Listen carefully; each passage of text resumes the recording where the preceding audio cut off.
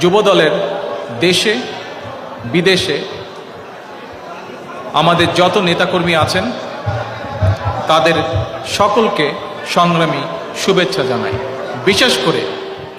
গত 10 বছর যারা বর্তমান স্বৈরাচার সরকারের বিরুদ্ধে তাদের অত্যাচার, জুলুম, খুন, গুণ সকল কিছুর বিরুদ্ধে, সকল নির্যাতনের বিরুদ্ধে রুখে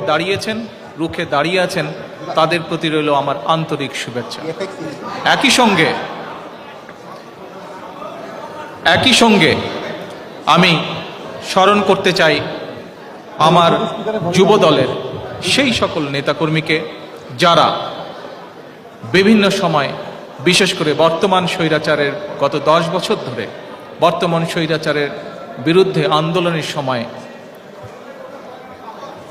শহীদ হয়েছেন, যারা নির্যাতিত হয়েছেন, পঙ্গুত্ব বরণ করেছেন, জেল জুলুমের শিকার হয়েছেন, তাদের সকলকে আমি শ্রদ্ধাভরে